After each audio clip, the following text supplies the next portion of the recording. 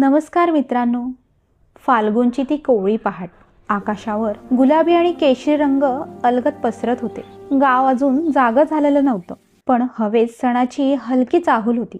अंगणात दवबिंदू चमकत होते, मातीचा मंद ओलसर गंध आणि दूर मंदिरात वाजणारी एक हलकी घंटा. आज होळी होती. सायली उंबरठ्यावर बसून रांगोळी काढत होती. पांढऱ्या भुकटीवर तिच्या बोटांनी अलगद वळणं घेतली. गुलाबी, पिवळ्या, निळ्या रंगाच्या पाकळ्या जणू तिच्या मनातल्या छोट्या छोट्या भावना. वाऱ्याची हलकी झुळूक आली. रांगोळीचा एक कण थोडासा सरकला. ती हलकसं हसली. घरात चूल पेटली होती. लाकडांच्या जळण्याचा मंद आवाज, टप टप, जणू चूलही सण साजरा करत होती. पातेल्यात चणा डाळ शिजत होती. वाफ खिडकीतून येणाऱ्या प्रकाशात रुपेरी दिसत होती. सायलीने गाळलेली डाळ गुळात मिसळली. गूळ वितळताना त्याचा गोड उबदार सुगंध हवेत पसरला. तो गोडवा जसा मनात दडलेला एखादा शब्द. ती पुरण हळूवार ढवळत होती.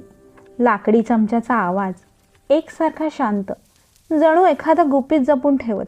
तेवढ्यात खिडकीतून बाहेर नजर गेली. पायवाटेवर आरव दिसला, पांढऱ्या कुर्त्यात.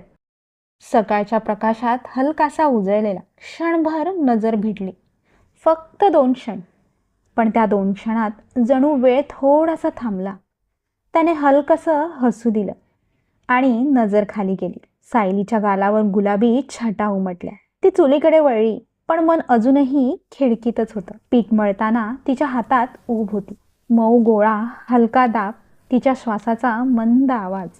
तव्यावर पहिली पुरणपोळी ठेवली गेली. फुस, ती हळूहळू फुगू लागली. वरून तुपाची धार, तुपाचा सुवास, गुळाचा गोडवा आणि घरभर पसरणारी ती ऊब. आईने देवासमोर पहिली पोळी ठेवली. लहानसा दिवा पेटवला. ज्योत हलकी थररली, पण स्थिर राहिली. दुपारपर्यंत गाव रंगांनी भरलं. अबीर गुलाल हवेत उडत होता. मुलांच्या हसण्याचा आवाज, ढोलाचा मंद ठेका. आरव घरात आला, सणाच्या शुभेच्छा द्यायला. सायलीने ताट पुढे केलं. गरम पुरणपोळी, तुपाची हलकी चमक. त्याने पहिला घास घेतला. क्षणभर डोळे मिटले. खूप छान आहे, त्याच्या आवाजात शांतता होती. सायलीने फक्त मान हलवली. डोळ्यात एक हलकी चमक. सायंकाळी ते दोघं छपरावर गेले. आकाश केशरी होत होतं. पक्षी घरट्यांकडे परतत होते. वाऱ्याने तिचे केस हलके हलले. आरवने तिच्या हातावर थोडासा गुलाल लावला. स्पर्श अगदी हलका, जणू पुरणपोळीच्या आत दडलेला मऊ गोडवाच. सायलीने त्याच्या गालावर रंग उमटवला. दोघं काहीही बोलले नाही, पण त्या शांततेत एक कोमल समजूत होती. रात्री होलिका दहनाची वेळ आली. लाकडांच्या राशीला ज्योत लागली. सुरुवातीला छोटीशी ठिणगी, मग मोठ्या ज्वाळा. केशरी, लाल, सोनेरी ज्वाळांच्या उजेडात त्यांच्या चेहऱ्यावर उबदार प्रकाश पडला. दोघांनी परिक्रमा केली. मनातल्या संकोचाचे धागे जणू त्या ज्वालांमध्ये अलगद विरघळले. घरी परतल्यावर साधं जेवण, डाळ भात आणि ताटाच्या कडेला एक छोटी पुरणपोळी. दिवसाचा शेवट गोड व्हावा म्हणून. रात्री व्हरांड्यात बसून सायलीने आकाशाकडे पाहिलं. चंद्र शांतपणे चमकत होता. हवा थोडी थंड झाली होती, पण मनात ऊब होती. पुरणपोळीचा गोडवा आणि ती लाजरी नजर, दोन्ही सारखेच हळुवार, शांत आणि मनात दीर्घकाळ राहणारे.